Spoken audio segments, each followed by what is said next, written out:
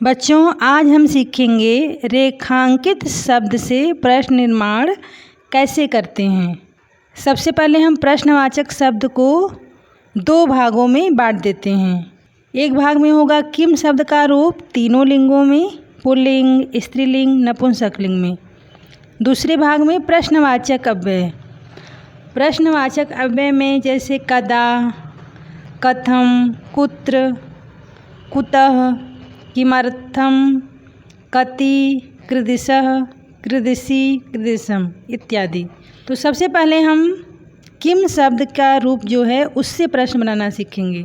Pulling में संज्ञा और सर्वनाम शब्दों के लिए किम शब्द के रूप से हम प्रश्न निर्माण आसानी से कर पाएंगे। प्रश्न निर्माण के लिए सबसे पहले हम रेखांकित शब्द जिस लिंग, विभक्ति और वचन का होता है, प्रश्नवाचक शब्द भी उसी लिंग, विभक्ति और वचन का होगा। रेखांकित शब्द। रेखांकित शब्द वह शब्द जिसके आधार पर प्रश्न निर्माण करना है। संस्कृत में 3 लिंग होते हैं, पुल्लिंग, स्त्रीलिंग, नपुंसकलिंग। संस्कृत में 3 वचन होते हैं, एक वचन, द्विवचन, बहुवचन। प्रश्न के अंत में प्रश्नवाचक चिन्ह अवश्य लगाएं। प्रश्न निर्माण के लिए किम शब्द का रूप अर्थ सहित हमको लर्न होना अति आवश्यक है। आइए देखते हैं किम शब्द का रूप। संस्कृत में 7 विभक्तियाँ होती हैं। प्रथमा, द्वितीया, तृतीया, चतुर्थी, पंचमी, षष्ठी, सप्तमी। इसका रूप देखते हैं हम एक वचन, द्विवचन, बहुवचन में अर्थ सहित। कह किसने, कौन, कौ किन दोनों ने, के किन सभी ने या किन सब ने। द्वितीया कम किसको, कौ किन दोनों को, कान किन सबको। केन किसके, किससे, द्वारा। काभ्याम किन दोनों से, कई किन सबके द्वारा। चतुर्थी कस्मई किसके लिए, काभ्याम किन दोनों के लिए, केभ्य किन सबके लिए। पंचमी कस्मात किससे, अलग होने के अर्थ में, काभ्याम किन दोनों से, अलग होने के अर्थ में, केभ्य किन सब से, अलग होने के अर्थ में। षष्ठी कस्य किसका, किसकी, किसके। कयोः किन दोनों का, के की। के शाम किन सबका, किन सबकी और किन सबके। सप्तमी कस्मिन किसमें, किस पर। कयोः किन दोनों में, किन दोनों पर। केषु किन सब में, किन सब पर। रेखांकित पद की विभक्ति, लिंग और वचन पहचाने और उसके अनुसार किम सर्वनाम से प्रश्न बनाएं। हम देखते हैं प्रथमा विभक्ति पुल्लिंग में। प्रथमा विभक्ति का तीनों वचनों में रूप चलेगा कह, कौ, के। किसने, कौन, किन दोनों ने, किन सब ने। अब क्वेश्चन है रामः गच्छति। राम जाता है। राम क्या है, पुल्लिंग शब्द है और एक वचन का है। इसी आधार पर हम किम शब्द का रूप लेंगे। किम शब्द में कह पुल्लिंग है और एक वचन का, तो कह गच्छति, रामः गच्छति। सिंहो उच्चै गर्जतः। 2 शेर जोर से गरजते हैं। अब सिंहो पुल्लिंग है, द्विवचन है, तो किम शब्द का रूप हम लेंगे द्विवचन कौ। कौन 2 गरजते हैं, कौ उच्चै गर्जतः, कौन 2 गरजते हैं। अश्वाः धावन समय किमपि न खादति। घोड़े दौड़ते समय कुछ भी नहीं खाते। अब यहाँ पे अश्वाः बहुत सारे घोड़े हैं और अश्व शब्द क्या है, पुल्लिंग। तो हम किम शब्द के रूप के बहुवचन में जाएंगे के। कौन सब दौड़ते समय कुछ भी नहीं खाते। के धावन समय किमपि न खादति। देवः लिखति। देव लिखता है। देव क्या है, प्रथमा विभक्ति एक वचन, पुल्लिंग इसी आधार पे एक प्रथमा विभक्ति एक वचन क्या है? कह। तो देव के स्थान पे क्या हो जाएगा? कह। कह लिखती, कौन लिखता है। अब देखते हैं द्वितीया विभक्ति। द्वितीया विभक्ति का तीनों वचनों में रूप चलेगा कम, कौ, कान। किसको? किन दोनों को? किन सबको? रामः रावणम अमारयत। राम ने रावण को मारा। यहाँ पे रावणम द्वितीया विभक्ति एक वचन का है, तो हम किम शब्द का रूप द्वितीया एक वचन का लेंगे कम। रामः कम अमारयत। राम ने किसको मारा? सह वृक्षम उपगम्य अपृच्छत। वह वृक्ष के पास जाकर पूछा। सह कम उपगम्य अपृच्छत। शिक्षकः छात्रौ पाठयति। शिक्षक दो छात्रों को पढ़ाते हैं। अब यहाँ पे कौ द्वितीया विभक्ति द्विवचन का है और छात्रौ भी द्वितीया विभक्ति द्विवचन का है, तो छात्रौ की जगह क्या हो गया? कौ। शिक्षकः कौ पाठयति। शिक्षक किन दोनों को पढ़ाते हैं? देवः वृक्षान् गणयति। देवः कान् गणयति। छात्रः बालकान् पश्यति। बालकान की जगह क्या हो जाएगा? रेखांकित पद की जगह कान। छात्रः कान पश्यति। छात्र किन सब को देखता है? तृतीया विभक्ति तीनों वचनों में इसका रूप चलेगा केन, काभ्याम, कई। किसके या किससे? द्वारा। काभ्याम किन दोनों से के द्वारा, किन सब के द्वारा। रामः कंदुकेन क्रीडति।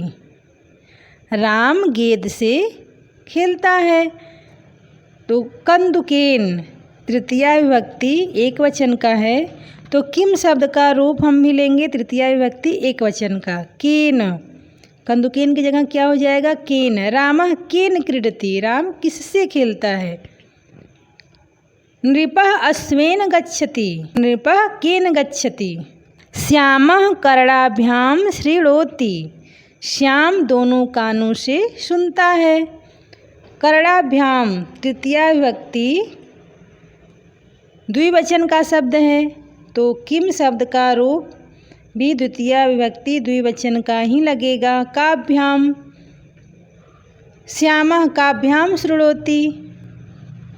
गजः चरणैः चलति। हाथी चरणों से चलता है।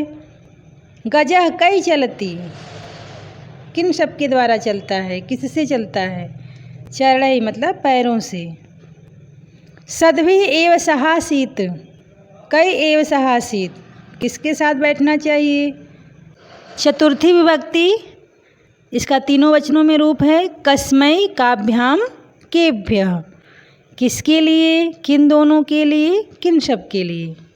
पिता पुत्राय फलम ददाति। पिता पुत्र के लिए फल देता है।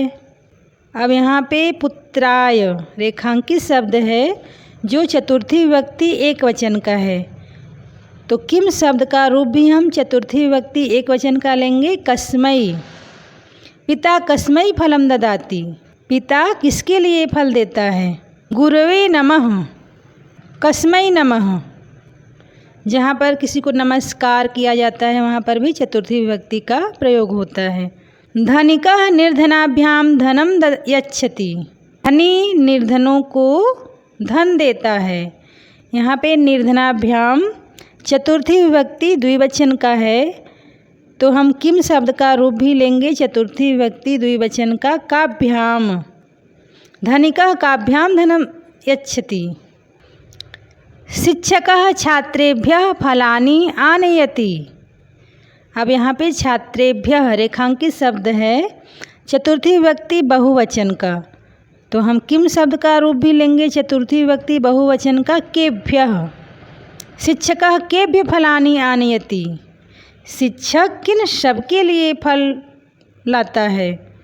वयं छात्रेभ्यः पुस्तकानि यच्छामः। वयं केभ्य पुस्तकानि यच्छामः।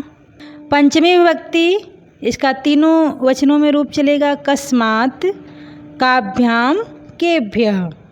किससे अलग होने के अर्थ में, किन दोनों से अलग होने के अर्थ में, किन सब से अलग होने के अर्थ में। रामेशः ग्रामात् नगरम गच्छति। रमेश गांव से नगर को जाता है। तो यहाँ पे जो रमेश है वह क्या हो गया, गांव से नगर गया, मतलब गांव से दूर हो गया, इसलिए यहाँ पे क्या है, ग्रामात्।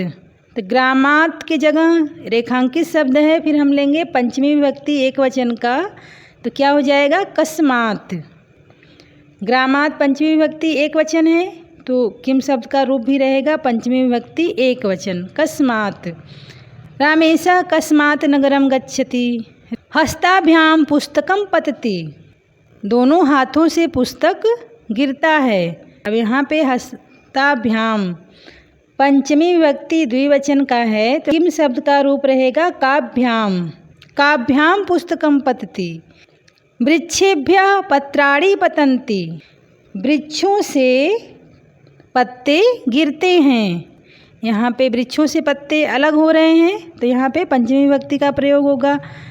तो वृक्षेभ्य है पंचमी विभक्ति बहुवचन का शब्द, तो हम किम शब्द का रूप भी लेंगे पंचमी विभक्ति बहुवचन का, केभ्य। केभ्य पत्राणि पतन्ति। किससे पत्ते गिरते हैं। व्याधः सिंहः जालात् बहिः निरसारयत्। व्याधः सिंहं कस्मात् बहिः निरसारयत्। अब षष्ठी विभक्ति, इसका किम शब्द का रूप चलेगा तीनों वचनों में, कस्य कयोः केशाम। किसका, किसकी, किसके, किन दोनों का, किन दोनों की, किन दोनों की, किन शब्द का, किन शब्द की, किन शब्द की। देवस्य मित्रम मोहनम अस्ति। देव का मित्र मोहन है।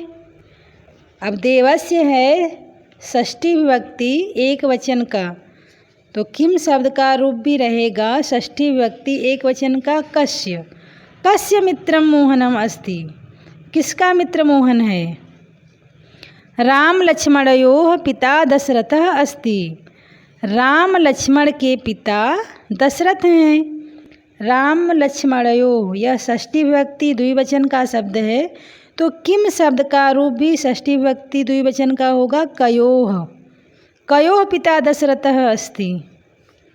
किन दोनों के पिता दशरथ हैं। छात्राणां विद्यालयः नगरे अस्ति। केषां विद्यालयः नगरे अस्ति। सप्तमी विभक्ति, इसका तीनों वचनों में रूप चलेगा, कस्मिन्, कयोः, केषु। कस्मिन् किसमें, किस पर। किन दोनों में, किन पर। किन शब में, किन शब पर। वयं चंदिरलोकं प्रविशाम। वयं कस्मिन् लोकं प्रविशाम। ग्रामे जनाः सन्ति।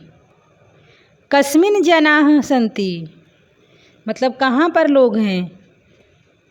वृक्षयोः फलानि सन्ति। वृक्षयोः, यह सप्तमी विभक्ति द्वितीया का शब्द है, तो किम शब्द का भी रहेगा द्वितीया सप्तमी में, कयोः। कयोः फलानि सन्ति। बच्चों, हमने सीखने का प्रयास किया किम शब्द पुल्लिंग से प्रश्न निर्माण करना। किम शब्द स्त्रीलिंग से प्रश्न निर्माण करना हम सीखेंगे अगले वीडियो में।